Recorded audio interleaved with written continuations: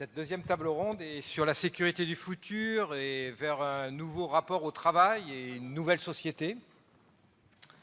Et donc nous avons le plaisir d'avoir Jean-Pierre Farandou, qui est évidemment le président directeur général de la SNCF. Je pense que ça n'est pas une surprise de lien. Et Emmanuel Léon, qui est professeur de management à l'ESCP Business School. Patrick Pouyanné, qui est président directeur général de Total Energy. Luc Rémond, qui est président directeur général du groupe EDF. Et Anne Rigaille, qui est directrice générale d'Air France. Et comme pour la table ronde précédente, je vous propose de regarder un petit film introductif très court. Cela fait 20 ans que l'ICSI et la FONCSI fédèrent une communauté d'organisation autour des risques industriels. Et depuis 20 ans, la question des facteurs organisationnels et humains, ainsi que celle de la culture de sécurité, ont été centrales. L'urgence des enjeux environnementaux et sociétaux nous oblige à des changements rapides et profonds. Et forcément, cela a un impact majeur sur les entreprises. Leur stratégie de décarbonation active est activement scrutée par l'État et l'Europe, à l'horizon 2030 et 2050. Autrement dit, demain. Les marchés financiers ont des attentes de plus en plus fortes pour un comportement transparent et vertueux vis-à-vis des critères ESG, environnementaux, sociaux et de gouvernance. Cela invite les directions à s'engager ouvertement, notamment sur le respect d'une éthique de la gestion des risques. Recruter devient plus difficile.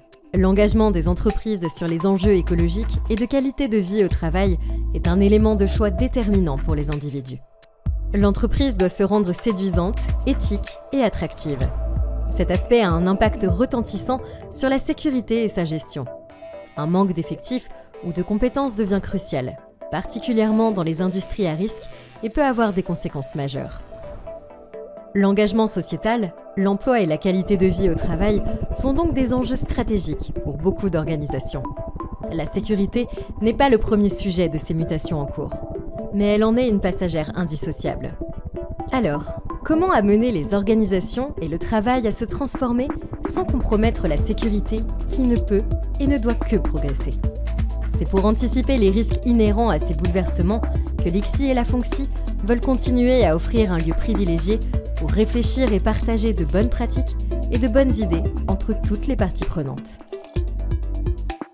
Alors je crois que le film a bien situé le problème. On est dans un moment, en médecine on dirait esquis, de transformation. Tout se transforme de façon profonde et évidemment avec des conséquences sur le travail, sur la sécurité, sur la société et sur les attentes des uns et des autres.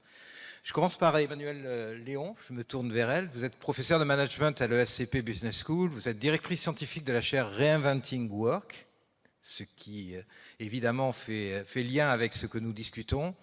Vous avez beaucoup publié sur ces questions de transformation du travail, particulièrement sur le télétravail et les nouvelles organisations. Et que vous évoque plus globalement cette nouvelle organisation? Est-ce irréversible? Est-ce que ça va avoir beaucoup de conséquences sur le management? Comment voyez-vous les choses? Et tout ça en 5 minutes, bien sûr. Bonjour, merci beaucoup pour l'invitation. Je suis ravie d'être là pour les 20 ans de l'ICSI. J'étais un peu inquiète avant d'arriver parce que voilà, un panel extrêmement prestigieux. Je suis professeure dans une école de management. Je pense qu'il y a beaucoup d'ingénieurs dans la salle. Donc j'étais un petit peu angoissée jusqu'à la table ronde qui s'est déroulée et qui m'a permis d'identifier qu'en fait, tout était centré autour de l'humain. Donc j'ai noté l'humain, la formation, l'IA, l'ouvrier, le rapport à l'entreprise, le rapport au travail, les évolutions sociétales, etc. Et je me suis dit, effectivement, il y a quand même un certain nombre d'éléments qu'il faut savoir partager tous ensemble et sur lesquels on peut vraiment travailler.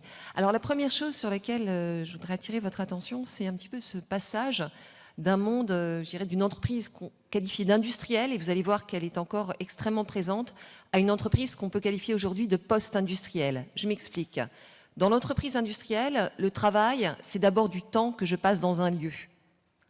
Donc, quelque part, si j'échappe au temps et au lieu, j'échappe peu ou prou à la discipline. Alors, ça explique peut-être pourquoi en 2019, en France, on avait entre 6 et 7% de télétravailleurs. On n'était quand même pas le pays qui aimait le plus cette pratique. Une deuxième caractéristique, c'est que dans ce référentiel, enfin dans ce monde post-industriel, c'est l'ouvrier, le salarié de référence. Et là, on a vu à un moment dans la table ronde précédente quelqu'un qui disait on n'a pas encore parlé des ouvriers. Et oui, parce que récemment, on a vu que le nombre de cadres en France venait de dépasser le nombre d'ouvriers. Et quelque part, l'ouvrier n'est plus le salarié de référence. Maintenant, ça devient le cadre. Troisième point, c'est finalement dans le monde industriel, ce qui me coûte cher, c'est de produire. Alors, on est passé dans un monde post-industriel, entendez-moi bien, c'est-à-dire qu'on a de l'industrie post-industrielle, hein, c'est pas l'un versus l'autre. L'industrie post-industrielle, c'est un endroit où finalement on n'a pas forcément besoin d'être tous ensemble au même endroit pour produire. Ce qu'on produit est beaucoup moins visible. Au temps moderne, Charlie Chaplin qui prenait la voiture sous son bras pour aller la finir chez lui, c'était quand même beaucoup moins fréquent, on s'entend. Donc on a un salarié de référence, c'est le cadre, et ce qui nous coûte cher, c'est davantage tout ce qui est design, marketing, etc. Donc on est passé d'un monde à l'autre, et ça ne date pas de la Covid, ça datait de bien avant. La Covid a juste eu un effet accélérateur sur toutes ces transformations. Donc, au-delà du traumatisme vécu qui est réel, ce qui s'est passé, c'est qu'on s'est retrouvé basculé dans un monde post-industriel qu'on n'avait pas du tout anticipé pour la plupart. Du jour au lendemain, il a fallu travailler à distance, il a fallu s'organiser différemment, il a fallu faire face, soutenir les collectifs. On n'a jamais eu autant besoin des managers de proximité que dans un contexte de travail à distance. Tout ça amène quand même à se poser un certain nombre de questions sur la relation au travail. Elle a été abordée dans la première table ronde. La relation à l'engagement. Alors, j'ai beaucoup entendu dire de choses autour, les gens ne sont pas engagés de la même manière. On n'a pas encore parlé des jeunes, on y viendra sûrement, mais on n'est pas engagé de la même manière. Le rapport au travail est différent. Moi, j'ai envie de vous proposer une autre hypothèse. Est-ce que c'est vraiment le rapport au travail qui est différent ou est-ce que c'est le rapport à l'entreprise ? Quelque part dans l'entreprise industrielle, communautaire, quand on vous recrutait, il y avait une sorte de pacte. On vous recrutait, on vous gardait jusqu'au bout. Aujourd'hui, ce n'est pas une promesse qu'on peut vraiment tenir. On peut à peine faire la promesse de l'employabilité, c'est-à-dire le jour où vous allez devoir partir, vous devriez avoir de quoi faire pour trouver un autre emploi. Donc on voit bien que l'engagement, il a évolué, mais il n'a pas évolué parce que brusquement les gens sont nés à telle ou telle période. Il a évolué aussi parce que tout le contexte a changé. Aujourd'hui, se pose un certain nombre de questions. Se pose la question de l'engagement, non pas au travail, mais vis-à-vis de l'entreprise. Se pose la question de est-ce que cet engagement nécessite de faire revenir tout le monde ? On a eu des tas de bruit là-dessus et on pourra également y revenir. Se pose la question de comment je fais, moi, quand je recrute de nouveaux arrivants et qu'ils arrivent et qu'ils sont tout seuls dans les bureaux parce que tout le monde est en télétravail. Se pose la question de l'équité. Alors là, on va tout de suite se mettre d'accord. Moi, j'ai plein de tables rondes, on me dit oui, c'est quand même gênant parce que les cols bleus et les cols blancs ont droit au télétravail et pas les cols bleus. Je dis, on n'a pas attendu le télétravail pour qu'il y ait des différences entre les cols bleus et les cols blancs. Donc ça aussi, ça me paraît important quand même de dépasser ce genre de vision. Aujourd'hui, on est face à une transformation d'ampleur inédite qui nous a aussi conduit à faire des choix parfois, on a essayé de transposer à distance ce qu'on faisait plus ou moins bien déjà en présentiel. Donc il y a vraiment besoin, je dirais, de réingénierer, de changer nos logiciels managériaux et c'est ce sur quoi on travaille particulièrement dans la chaire. Merci. Merci. Je pense que ça fera écho à Jean-Pierre Farandou. Vous êtes le président directeur général de la SNCF, évidemment une grande entreprise en pleine évolution et qui doit entraîner tout son personnel dans ce défi de changement. Que mettez-vous en place pour gérer cette mécanique infernale? Ok, bonjour à tout le monde. Je voudrais quand même d'abord recentrer sur la sécurité, parce que la culture de sécurité, je suis convaincu que c'est absolument clé pour avancer sur la sécurité. Nous, la culture, c'est quoi? C'est d'abord beaucoup de salariés qui font de la sécurité. C'est 15 000 conducteurs, 15 000 aiguilleurs, 40 000 personnes qui font de la maintenance ou de la voie ou du matériel qui ont un impact sécurité. Ça fait beaucoup de monde. Voilà, donc ça fait déjà, c'est important. En plus, des gens qui ont des rythmes de vie particuliers. Ça se croise aussi avec les organisations du travail, des rythmes particuliers, 3-8, travail décalé, etc. Deuxièmement, on les forme chez nous. Et la formation est assez initiatique en matière de culture de sécurité. C'est là où ça se passe, puisqu'avant, il n'y avait pas. Donc ces 6 mois, ces 3 mois, ces 6 mois, cette année de formation, d'ailleurs je l'ai suivi moi-même, c'est la piqûre sécurité, la culture, elle est là. Pof.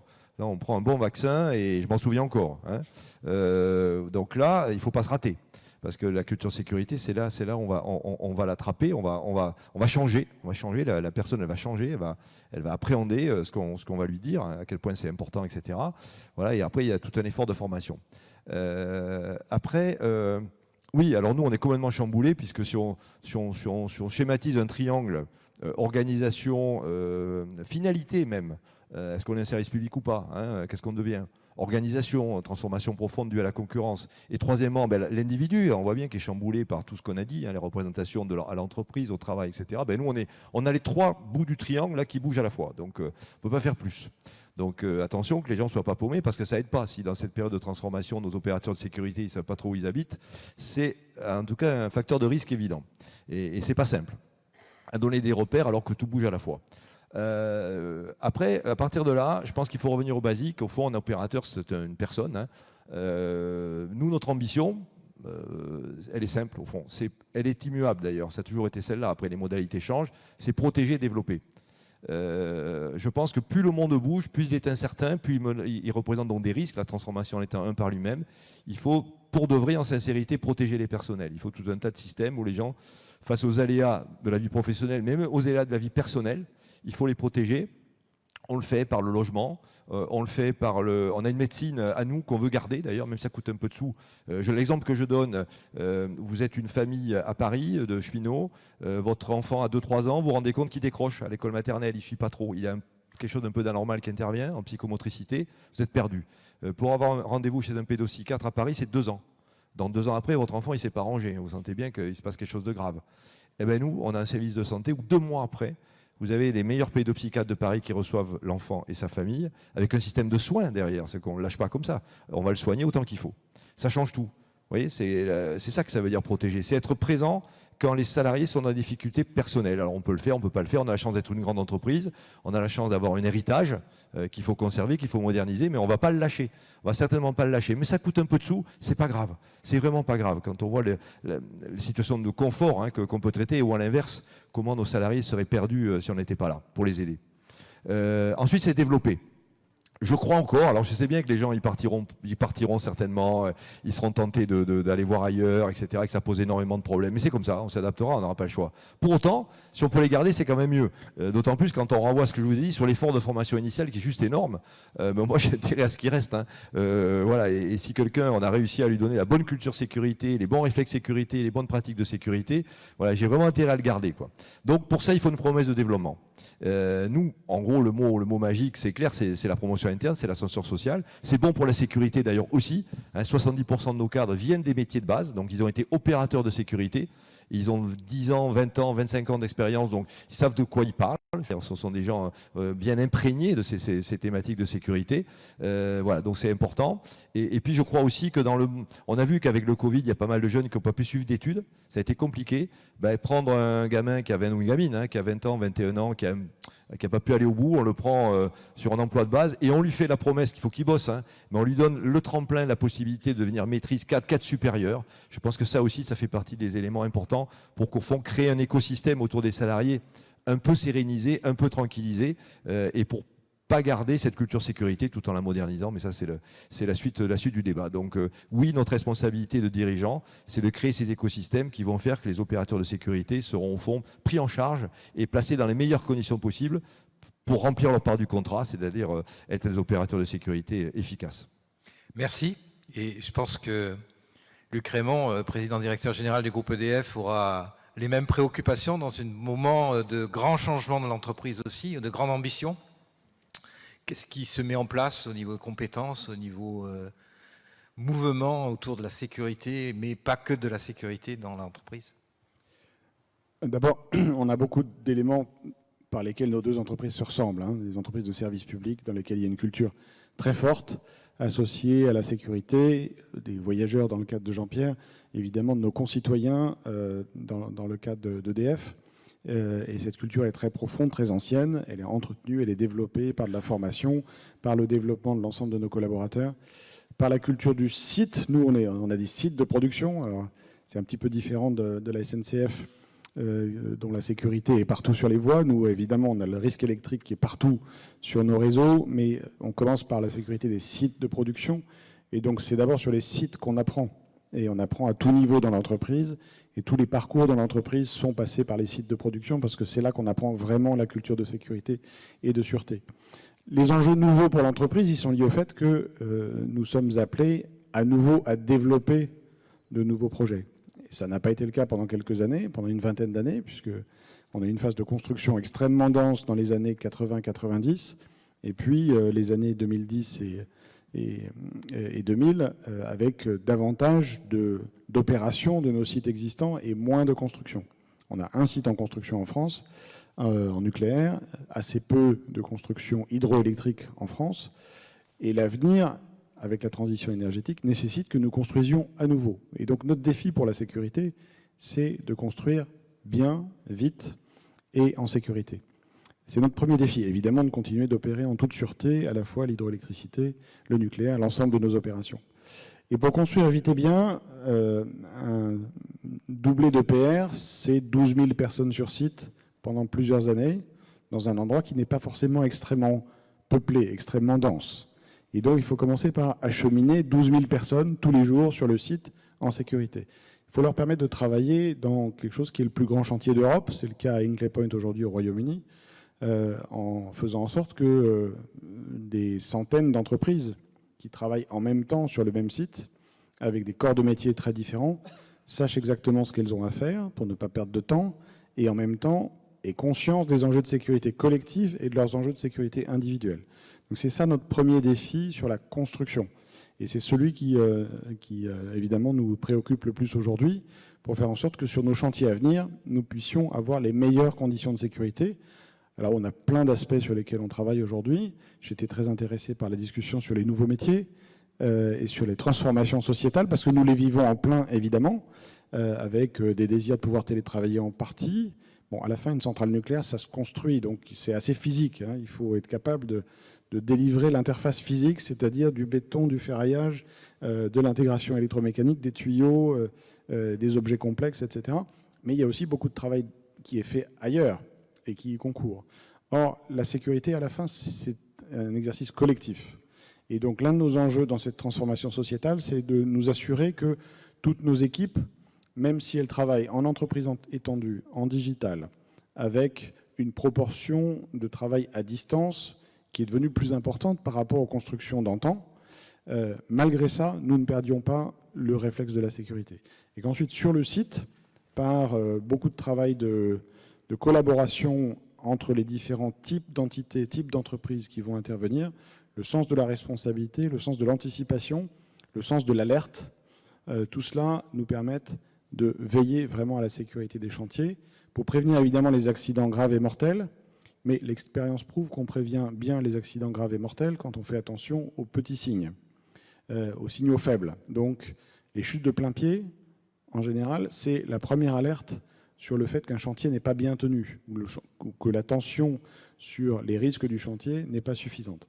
Et donc, c'est avec cette gradation d'attention, en commençant par les risques simples, les chutes de plein pied, les choses qui sont pas mortelles, pas forcément graves, mais qui démontrent que la tension sur le chantier n'est pas faite sur la sécurité. Et par expérience, un chantier qui est tenu en sécurité et qui est tenu dans l'esprit de la sûreté, en général, il est aussi performant. Il n'y a pas d'opposition entre ces différents éléments.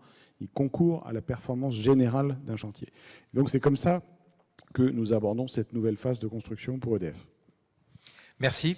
Je me tourne maintenant vers Patrick Pouyanné, président directeur général de Total Energy. Je suis sûr que vous partagez beaucoup de ce qui a été dit, mais si on monte encore en matière d'influence de la société, la société demande une transparence accrue aux grandes entreprises, des solutions vertueuses sur un certain nombre de domaines, notamment les critères ESG, environnementaux, sociaux, de gouvernance. Est-ce que Total Energy répond à tous ces critères avec une organisation? Qu'est-ce que vous pouvez nous dire de plus sur la prise en compte finalement de cette transformation et de cette pression de la société? Lorsque Total est devenu Total Energy, c'était le résultat d'un long processus interne qui a conduit à rassembler de nombreux collaborateurs autour de quel est la vocation de l'entreprise, quelle est sa stratégie, quelle est sa vision à 10, 15, 20 ans, question qui nous était posée de façon évidente compte tenu du contexte, changement climatique, transition écologique et énergétique. Et la réponse a été définir une raison d'être qui est de fournir l'énergie la plus fiable, abordable, de plus en plus décarbonée au plus grand nombre. C'est assez simple. Et il y a eu quelque chose qui est apparu dans ces travaux, c'était mettre le développement durable au cœur de la stratégie, des projets, des opérations. Ça, c'est l'expression qui a été écrite collectivement, que j'ai adoptée parce que j'ai profondément une très forte conviction, c'est qu'en fait, il y a un continuum fort entre sécurité, développement durable, environnement, performance industrielle, performance économique. Tout ça se forme un tout et en fait, c'est fondé sur l'engagement des collaborateurs. Si Total est devenu Total Énergie, c'est aussi parce que en 2019-18, en écoutant mes collaborateurs, certains se posaient des questions, qu'est-ce que je vais devenir dans 10 ans, compte tenu des pressions de la société, et que mon devoir, c'était d'apporter une réponse. Et la réponse a été, on va faire notre propre transition, s'ouvrant à d'autres énergies, celle de mon voisin de droite notamment. Et en fait, ce qui a été spectaculaire, dans les enquêtes internes qu'on fait maintenant tous les 6 mois, parce qu'il faut qu'on comprenne où est l'engagement des salariés, c'est qu'on est maintenant à 90% des salariés qui soutiennent cette stratégie de transition de l'entreprise. Ce qu'on n'avait pas avant, malgré le fait que cette entreprise n'est pas post-industrielle et a un pacte fort avec ses salariés, pour répondre, elle est un grand leader mondial, succès, mais on était à 70% d'adhésion à notre stratégie. Et ça, pour moi, c'est le plus grand acquis. C'est ce que j'explique à mes actionnaires qui m'expliquent mais pourquoi vous investissez dans ces énergies par carbone moins rentables. Je leur dis parce qu'en fait, profondément, j'ai donné confiance dans les salariés au futur de l'entreprise. Et là-dessus, on peut bâtir. On peut bâtir sur la sécurité. Sécurité qui, pour moi, est un autre sujet majeur. Quand on m'a donné un jour la responsabilité du raffinage chimique, ma première intervention a été de dire la seule chose qui m'empêche de dormir, c'est l'accident majeur. Comment je fais pour diriger une entreprise pareille, sachant que Total Energy a connu Erika, AZF, alors pas récemment, mais on en a connu. Comment on fait pour avoir une entreprise qui gagne des milliards et qui en même temps pourrait avoir un accident aussi terrible qu'AZF, chose qui est juste inexplicable. On peut faire tout ce qu'on veut. C'est pas un problème de responsabilité, c'est juste que la société nous regarde en disant c'est pas possible. Donc, je me suis dit, qu'est-ce que tu peux faire, puisque la seule chose qui t'empêche de dormir, c'est l'enregistrement majeur, c'est de décider, un des premiers actes que j'ai pris, la sécurité est devenue une valeur. Alors c'est peut-être qu'un mot, mais dire que c'est une valeur et dire qu'on n'y compromet pas. Mais valeur, ça veut dire après culture. Parce que très vite, on tombe sur valeur, les gens te regardent, oui, mais il y a quand même les coûts, parce qu'au même moment, le pétrole s'était cassé la figure et donc on mettait des programmes massifs de réduction de coûts dans l'entreprise. Donc naturellement, il me regardait, ah oui, il est sympa, lui. Il dit que c'est une valeur, mais il nous demande de réduire les coûts. Et donc, il fallait qu'on démontre cet engagement. La culture, ça passe par des gestes très simples. J'avais décidé que toute réunion commençait par un moment sécurité. Tous nos collègues anglo-saxons le font. En France, on n'y arrivait pas. J'ai dit, écoutez, on va le faire. Le fait de le faire nous-mêmes, on l'a fait. Ça a l'air de rien, mais vous enclenchez des choses. C'est des choses de rites, en fait. Il faut créer des rites pour que les gens s'en rappellent. Alors, le développement durable, on l'a pris de la même façon. Maintenant, les réunions du matin, c'est le moment de sécurité. Les réunions de l'après-midi, c'est le moment de développement durable. Bon, alors, ça a l'air de rien, mais tout le monde se met à parler de ce sujet-là.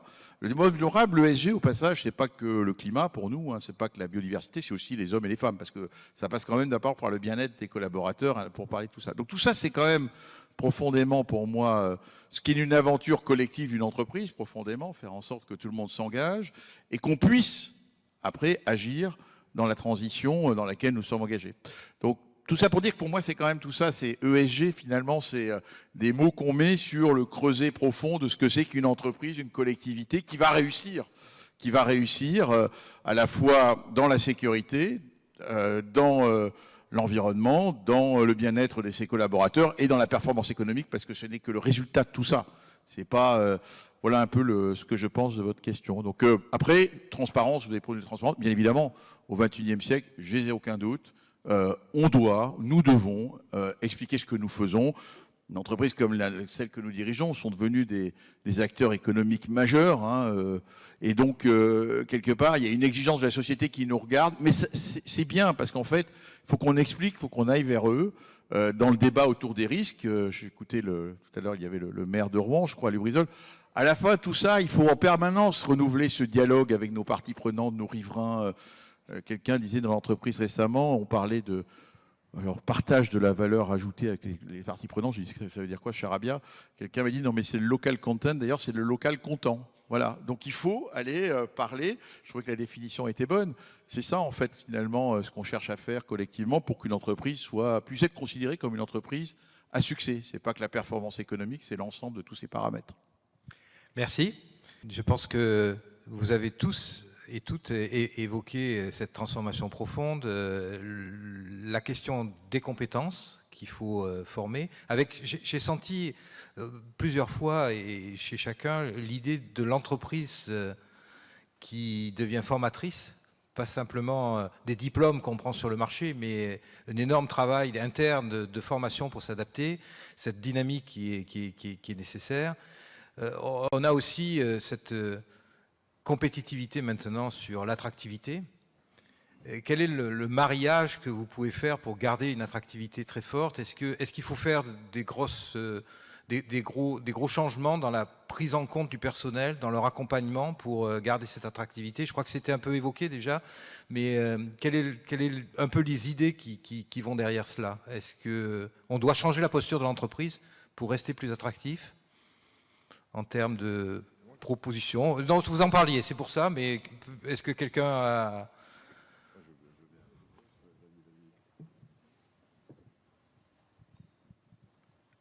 Il faut plein de choses pour être attractif comme entreprise, bien sûr, mais la première, je pense, c'est de bien expliquer la raison d'être de l'entreprise.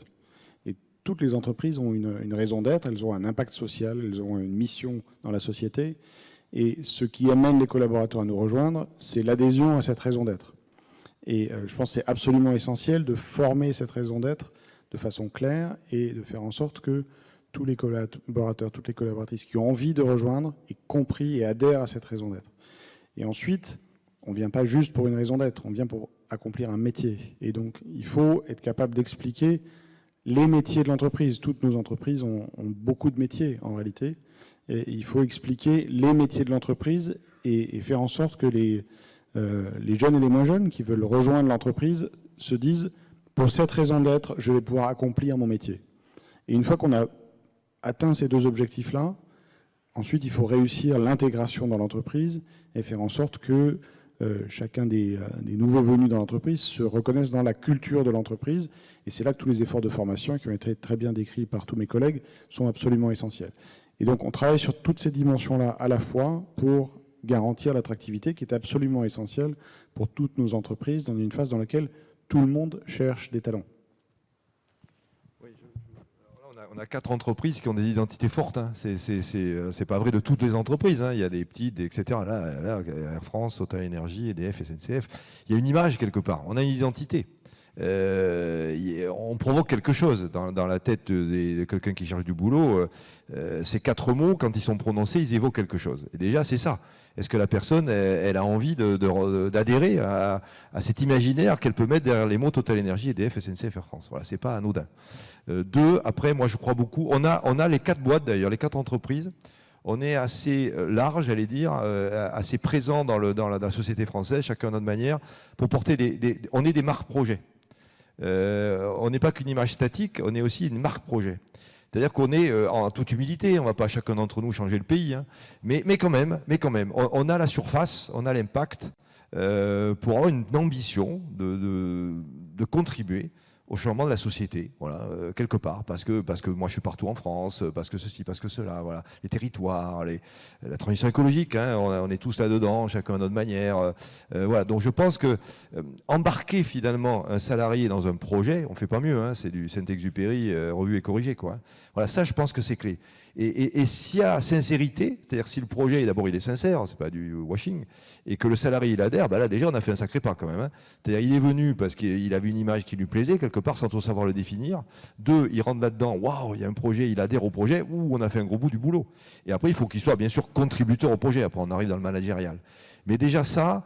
Oser finalement, c'est un peu d'audace, hein, c'est pas l'orgueil, hein, franchement, hein, mais après tout, assumons le fait que la taille de nos entreprises, la force de nos entreprises nous légitime quelque part à sortir du seul seul périmètre de la pure entreprise, ses comptes, ses clients, ses concurrents, ses marchés, pour aller un peu plus large, ben ça, je pense que c'est assez décisif pour recruter et fidéliser des salariés aujourd'hui. Merci. Patrick. Sur ce thème-là, d'abord, j'en profite pour dire que 100 postes d'ingénieurs chez Total, 6000 candidats, pour ceux qui ont un doute, sur l'attractivité de l'entreprise. Et en fait, tout simplement, moi je suis d'accord, c'est le projet qui compte. Enfin, quelque part, ce qui fait que les jeunes nous rejoignent, c'est qu'ils disent, bon, ben, ces gens-là, ils bougent, ils vont faire quelque chose, ils vont contribuer à changer quelque chose un peu. Les jeunes, ils veulent changer le monde. Enfin, ils ont, comme nous-mêmes, on l'était. Alors après, avec l'âge, bon, on a toujours, mais on a toujours cette ambition quelque part d'avoir un impact. Et ça, c'est ça qu'il faut fonctionner. C'est le fait de pouvoir contribuer fortement à un projet. C'est la chance d'entreprises comme les nôtres. Donc, je pense que après, ils rentrent. On sait quand même, nous, pour être cohérent avec notre projet, d'ailleurs complètement réorganisé, puisque maintenant, un jeune ingénieur qui rentre, il rentre dans quelque chose qui s'appelle OneTech. Avant, il rentrait à faire du forage ou faire du raffinage ou faire du marketing. Ben, maintenant, ils rentrent dans une boutique où ils vont toucher à toutes les énergies. Et rien que ça, le fait qu'ils vont toucher au début, et certains vont faire des renouvelables, mais ils vont aller faire du gaz, et puis après, ils se rendent compte que le monde est grand, et qu'ils font un peu de tout, et puis après, l'entreprise leur offrira des carrières à l'étranger. Mais cette réorganisation qu'on a faite, elle était, pour rendre vis-à-vis de nos propres collaborateurs cohérent la transition avec l'organisation même, qu'on sorte des silos et qu'ils puissent aspirer à ces nouvelles énergies, et puis pour que les talents rentrent dans une offre qui soit différente. Et ça, c'est à mon avis un message fort que les jeunes prennent et rentrent. Après, chez nous, quand ils rentrent, ils partent plus. Alors après, moi, j'ai pas de problème. C'est au contraire, j'aimerais bien qu'ils bougent un peu plus des fois. Hein. Donc, ils sont contents, quoi. Voilà. Entreprise chanceuse. Alors nous, on s'est posé beaucoup de questions avec le Covid, puisque ça a été un moment où on a mis nos avions au sol, perdu 8 milliards en 2 ans, et en plus où on pensait un monde, enfin on a eu des éléments de langage en permanence sur finalement l'aérien post-Covid, ça n'existera plus ou beaucoup moins. Donc on avait avant le problème de pas assez de turnover, comme disait Patrick.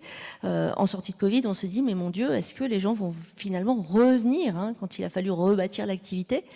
Bon, les pilotes, les PNC, enfin les hôtesses et stewards, immédiatement, c'est pareil, on laisse ouvert 1 heure un appel à candidature, on a 3000 candidats et c'est plutôt l'inverse le problème. Mais on se posait la question, les jeunes cadres, les jeunes ingénieurs, est-ce qu'ils vont revenir dans une entreprise qui est à chaque fois, citer un exemple, sur l'empreinte carbone? Et en fait, on s'est aperçu que en prouvant qu'on était engagé sur la décarbonation, qu'on avait une vraie trajectoire, qu'on avait une vraie vision, qu'on se battait au quotidien, que c'était important pour nous, et puis sur les autres sujets, effectivement, on a vu revenir les gens, et pareil, quand ils rentrent, en général, ils restent 30 ans chez nous.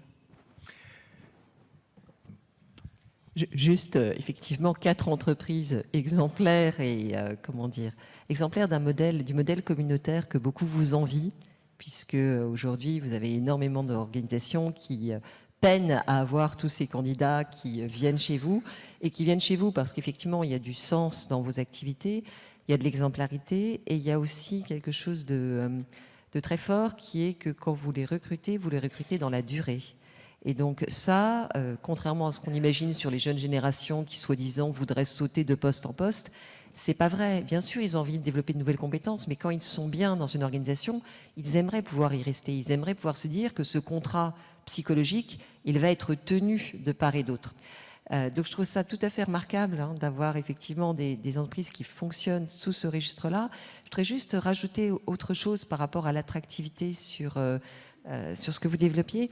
C'est finalement quand les gens se montrent engagés, ils se montrent engagés, comme vous le disiez, par rapport au sens, par rapport à l'autonomie et aux responsabilités qui leur sont confiées, et également par le fait de pouvoir développer des nouvelles compétences, de pouvoir être encore meilleurs dans ce qu'ils font. C'est ça qui rend un individu engagé, au-delà de tous les autres critères qui sont finalement des facteurs que Herzberg qualifierait d'hygiène. Et je pense que cette question du sens, elle était importante auparavant. J'espère qu'elle va se poursuivre, et je vais vous dire pourquoi. Parce que j'ai le sentiment parfois que c'est une question de rapport de force. C'est-à-dire qu'il y a des moments où l'entreprise a un rapport de force supplémentaire sur le marché du travail, des moments où c'est les jeunes talents qui ont un rapport de force. Et je trouve que les entreprises les plus fortes, dont vous êtes les représentants, sont des entreprises qui ne changent pas leurs promesses à chaque fois qu'il y a un changement de contexte. Donc c'est assez, effectivement, exemplaire. Voilà. Juste un mot sur le Covid. chez nous, et le télétravail, puisque c'était le thème initial, on en a profité chez nous pour traduire ça par un mot responsabilité. Il n'y a aucune règle dans mon entreprise sur le télétravail aujourd'hui. J'ai refusé d'en mettre en disant je vais faire confiance à nos collaborateurs. Le résultat, c'est que oui, ils sont moins présents le vendredi. Ça, je vous le dis, on suit ça. Mais ils sont présents du lundi au du jeudi, quasiment au niveau qu'on avait avant le Covid. Et on n'a toujours pas de règles.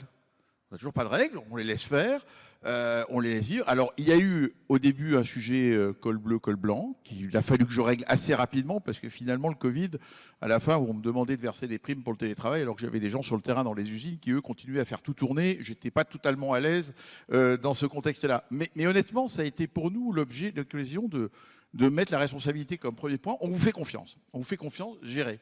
Et pour l'instant, ça marche et ça fonctionne. Donc je pense que ça nous a obligés à réfléchir autrement à cela. Et le télétravail, oui, il est pratiqué, mais de façon, je dirais, assez raisonnable. Et tant mieux si les gens sont confortables. On a aidé à se dire qu'il faudrait qu'on arrive à supprimer un vendredi sur 2 ou une demi-journée vendredi. Les Américains marchent comme ça. On fait des tests en ce moment dans plusieurs sites. Mais je veux dire, ça a été pour nous l'occasion d'une réflexion plus profonde sur comment on utilise ces événements ou ce télétravail pour renvoyer des messages au sein de l'entreprise. Alors peut-être une autre question qui prolonge d'une certaine façon la vision que vous pouvez avoir sur l'intérêt de regarder à côté. Évidemment, il y a beaucoup de secteurs industriels. Évidemment, il y a d'autres compétiteurs dans votre secteur. Est-il bon d'aller les voir? Est-il bon de se mettre en synchronie ou en tout cas en partage? Qu'est-ce que vous pouvez dire en quelques minutes sur ce point? Est-ce que c'est des pratiques que vous avez? Moi, je considère que la sécurité, et on essaie de le faire sur le climat maintenant, n'est pas un sujet de compétition. Enfin, il y a, au sein de l'industrie pétrolière, parce qu'on a eu des événements majeurs, Piper Alpha, etc., on a un groupe, les 5 majors, les patrons de sécurité se réunissent régulièrement, on partage des statistiques, on partage des événements graves, on travaille ensemble. Il y a une référence dans mon domaine qui s'appelle Exxon en matière de sécurité.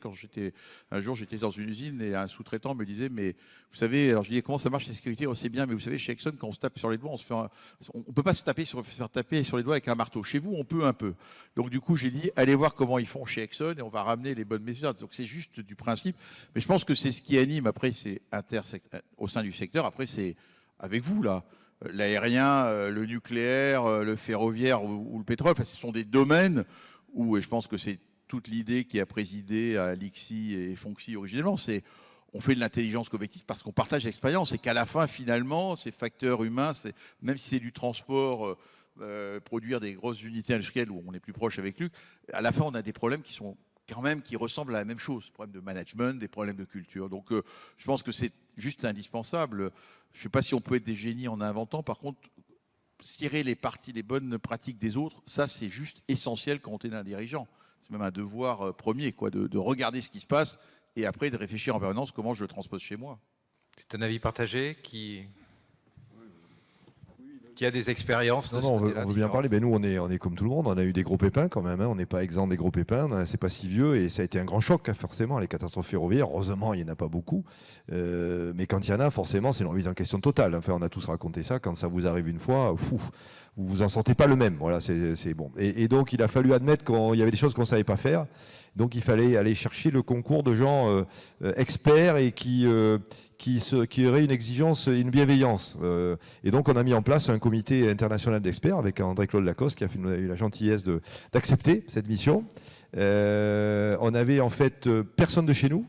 Il y avait du ferroviaire, mais pas trop. Beaucoup de gens qui avaient des expériences différentes du ferroviaire, surtout. Même si on acceptait aussi d'avoir quelques collègues, je pense aux Suisses, hein, qui sont excellents dans le domaine. Voilà, ça nous a fait un bien fou. Ça nous a secoué, hein, parce que là, le regard, il n'a pas été tendre. Hein, mais il fallait qu'on accepte d'écouter des analyses et des critiques, en tout cas des points faibles, hein, qui étaient exprimés très directement.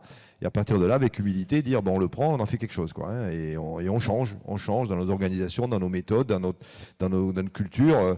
Voilà, et il y a de quoi faire. Et on l'a gardé dans le temps. Hein, on en a encore besoin. Parce que tout n'est pas parfait, loin de là. Je pense qu'on est globalement sur une trajectoire de progrès, mais il y a du chemin. dans tous les types de sécurité d'ailleurs. On a vraiment encore beaucoup de chemin à faire. Et là, tout récemment d'ailleurs, on a eu à éprouver le besoin de se refaire botter les fesses, hein, pour être poli, parce qu'en sous-traitance, on avait des accidents mortels inacceptables. Voilà, un niveau beaucoup trop important. Et donc, on a missionné ce comité d'experts en disant qu'est-ce que vous en pensez. Voilà, diagnostic, benchmark, recommandations, et paf, ça va nous faire un bien fou. Ça fait mal quand même, hein, parce que, mais il faut l'entendre, il faut accepter de se faire mal pour progresser. Donc ça, c'est vraiment un truc qui est absolument important. Et deuxièmement, alors nous, on est en train de faire le chemin, donc visiblement le pétrole l'a fait depuis longtemps. Alors nous, on part de l'ouverture est plus récente, nous, hein. En fait, on a longtemps été le seul opérateur ferroviaire en France, donc du coup, on ne savait pas trop avec qui partager, un petit peu au niveau européen.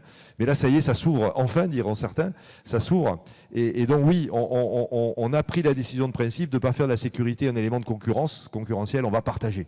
Voilà, la décision de principe est faite, on va nous aussi mettre en place des process pour partager avec les autres opérateurs les analyses de sécurité, les recommandations et les retours d'expérience.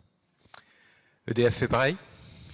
Alors nous, on a évidemment beaucoup d'échanges avec les autorités de sûreté et avec nos pairs qui sont également opérateurs nucléaires dans le monde entier, dans des échanges qui sont très organisés, très structurés, dans lesquels on fait même des inspections par les pairs pour apprendre.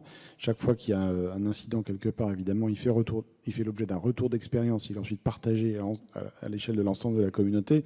Donc tout ça est très organisé. Ce qui est peut-être plus récent, parce qu'on en ressentait le besoin et que nous sommes en train d'accélérer, c'est de regarder en dehors de l'industrie. Parce que, comme toujours, il faut anticiper sur des changements de méthode, des changements d'outils, des savoir-faire différents qui peuvent bénéficier à notre industrie, à la fois pour sa sûreté, mais également pour sa performance. Et donc, de plus en plus systématiquement, donc on regarde chez nos voisins, donc dans l'industrie pétrolière, qui effectivement, Patrick le disait, est très proche de la nôtre, qui construit beaucoup, qui a des systèmes complexes aussi, qui doit opérer et téléopérer, enfin, qui a beaucoup de caractéristiques communes avec la nôtre. Il y a des savoir-faire, il y a des pratiques dont nous nous inspirons pour continuer d'enrichir l'industrie nucléaire ou l'industrie hydroélectrique, parce que c'est les mêmes problématiques. Même les renouvelables en bénéficient aussi, même si leur niveau de complexité d'intégration et de risque sécuritaire est moindre. Voilà, donc on a la même discipline et les mêmes objectifs. André Gaille, vous parliez tout à l'heure d'aller voir des collègues, peut-être élaborer un peu plus sur ce point? Oui, je crois que le partage des incidents, des analyses d'incidents dans l'aérien, c'est quelque chose qui est installé, hein, et on le fait avec toutes les compagnies à l'international. On le fait sur les nouveaux risques. Je pense aux drones, je pense aux feux de batterie lithium à bord, qui sont des risques qu'on a un petit peu de mal à maîtriser. Voilà, c'est nouveau, donc on découvre, donc on doit beaucoup discuter. On avait eu aussi, je me souviens, les problématiques de la 5G aux USA, qui a failli grounder tous les avions au-dessus des USA, parce que là, ça a interféré avec les instruments de bord. Les autorités, la FAA, nous donnaient aucun guideline, donc c'est plutôt en discutant entre compagnies qu'on a effectivement élaboré les plans d'action de remplacer les radioaltimètres. Donc ce type d'exemple. Et puis de plus en plus on sort de l'industrie. On a ramené de chez Total Energy effectivement les safety moments, mais aussi les règles d'or qu'on est en train de déployer. On est allé chez Bouygues Construction récemment pour effectivement ramener beaucoup sur la sécurité au travail. Ils ont beaucoup de procédures, de pratiques qui nous ont intéressés. Puis je me souviens quand on réfléchissait à l'organisation de notre sécurité, hein, puisqu'on a beaucoup évolué, j'avais pas mal échangé avec Damien Palan, qui est un pilote, qui est allé à la SNCF pour s'occuper de sécurité, et qui est là. Ah, je t'avais pas vu, Damien, et qui effectivement nous a bien orientés en nous expliquant ce qui marchait à la SNCF. Donc oui, c'est très très précieux. Alors évidemment, on voit l'unisson autour de ces pratiques. Quand on est du côté universitaire, quand on dirige une chaire sur réinventer le travail, est-ce que c'est justement une chaire qui va essayer de mettre autour de la chaire tous les acteurs, toutes les composantes pour essayer de les faire travailler ensemble? Oui, dans l'idéal, hein, sachant qu'on a commencé par beaucoup de travail virtuel, puisque la chaire a été lancée en octobre 2019. Donc effectivement, on a commencé par un long moment distanciel. Alors moi, il y a 2 points par rapport à ça. Déjà, il y a un risque dont on n'a pas parlé, il me semble que, voilà, je voudrais juste l'évoquer rapidement. C'est par rapport à tout ce qu'on dit sur l'évolution des métiers. Et j'entends bien cette notion de partage, de transparence qui est fondamentale dans vos métiers. J'attire juste votre attention sur le fait que toutes les recherches montrent que si on veut que les gens coopèrent, il faut quelque part qu'ils aient le sentiment qui ne sont pas eux-mêmes en danger en matière de compétences et d'emploi. Aujourd'hui, avec l'intelligence artificielle, on voit quand même, qui était déjà là en 2019, ces questions-là, elles étaient déjà là en 2019, mais ça revient avec des vraies inquiétudes de est-ce que j'ai intérêt à partager ou pas ce que je sais. Ça date pas d'hier, mais je trouve que c'est extrêmement fort aujourd'hui et moi, je trouve qu'il y a un risque humain de ce point de vue-là. Pour revenir à votre question, oui, une chaire. Alors déjà, donc, cette chaire a été développée en partenariat avec BNP Paribas. Et donc, dans BNP Paribas, on a 6 différentes entités qui financent la chaire avec des questions et des problématiques différentes. Cela dit, nous, on a tout de suite voulu que ce soit un écosystème ouvert. Donc, quand on fait des événements, on est très heureux d'y avoir accueilli Schneider, KPMG, on a aussi accueilli Michelin, Safran, on n'a pas eu la chance de vous accueillir, mais ça ne saurait tarder, autour de thématiques qui nous inspirent tous. Donc là, par exemple, on a la chaire IoT qui est en partenariat avec Schneider Electric et qui, avec la chaire Cartier et notre chaire, va organiser un événement autour de ces nouvelles générations et de leurs potentielles attentes. Donc oui, on a vraiment vocation à essayer de travailler ensemble. On est en Europe un peu démunis parfois par rapport à ça quand on regarde des méga structures américaines et donc on fait de notre mieux pour faire de même. Merci. Oui, Patrick. Non, pour rebondir sur l'intelligence artificielle, je vois, comme quelqu'un le disait dans la table précédente, un écart profond entre l'Europe qui a peur et l'Amérique qui en fait un atout. Moi, quand même, je trouve ces outils formidables. Et par exemple, et je veux dire, on les applique très concrètement à progresser ensemble. On a fait notre journée la semaine dernière à nos actionnaires à New York d'ailleurs, et la première planche était intelligence artificielle et sécurité. On a démontré les risques technologiques. Comment, grâce à l'utilisation des data, on arrive maintenant à prévenir le risque de ce qu'on appelle un kick dans un puits de pétrole et en anticipation, et on n'a plus d'incidents. Enfin, on montre des progrès très importants, très concrets, très pratiques. Ce sont des outils dont il ne faut pas avoir peur. Il faut les prendre en charge. Ils vont nous aider à mieux travailler. Ça va être d'ailleurs pour nous, Européens, des ressorts de productivité profondément, mais pas au détriment des êtres humains. Il ne faut pas rêver. D'ailleurs, si vous voulez l'exemple malheureux, je ne sais pas si j'ai le droit de l'utiliser, mais ce qui s'est passé ce week-end, croire qu'une ceinture électronique peut remplacer les hommes, malheureusement, on a vu les limites. Donc je pense qu'il faudra toujours, n'ayons pas peur de ça, mais prenons le sujet positivement et engageons-nous sur l'intelligence. Et nos collaborateurs, quand on se met avec eux, alors d'ailleurs, prochaine étape l'année prochaine, on va former tous nos collaborateurs à ce qu'on appelle low code, no code, pour leur montrer que tout ça, c'est juste des choses qui peuvent eux-mêmes comprendre, eux-mêmes saisir. Donc il faut rapprocher tous ces objets digitaux, intelligence artificielle, de nos propres collaborateurs et les former. Les compétences, ça passe par là. Ils n'ont pas de compétences, ils ont peur, on va commencer à les acculturer à tout cela et ils vont en voir les outils. Donc là-dessus, moi je crois beaucoup à apporter des compétences et on va en faire un atout. Mais il ne faut pas qu'on passe notre temps à dire « oh là là, à cause de ça, faire des jobs ». Non, on va en trouver, on va en fabriquer, on va rendre notre vie plus simple on va trouver d'autres moyens que chacun d'entre nous va être plus utile. Finalement, comme je leur dis, grâce à l'IA ou à ChatGPT, à côté de vous, vous avez un consultant permanent. C'est plus la peine de payer McKinsey, il est à côté de vous en permanence. Donc voilà, travaillez avec lui.